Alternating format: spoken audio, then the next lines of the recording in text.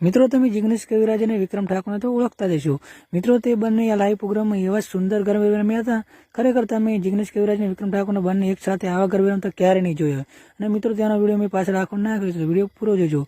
મિત્રો તમને જણાવી દઈએ કે આ પ્રોગ્રામ ચિરાગ અને કિંજલ નામના બેના લગ્ન હોય છે, ત્યાં રાસ ગરબાનું આયોજન કરેલું હોય છે।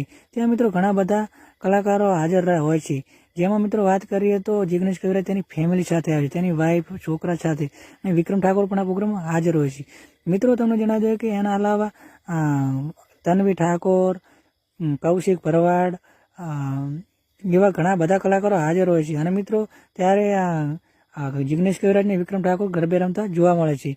અને મેં મિત્રો તે ખરેખર આવો ગરબો તમે ક્યારેય નહીં જોયા। એટલે મિત્રો અમે તમને વિડીયો બતાવવાનો છે, તો વિડીયોને વાર ના કરતા તમને મિત્રો બતાવવાનો છે વિડીયો, તો મિત્રો જુઓ આ વિડીયો।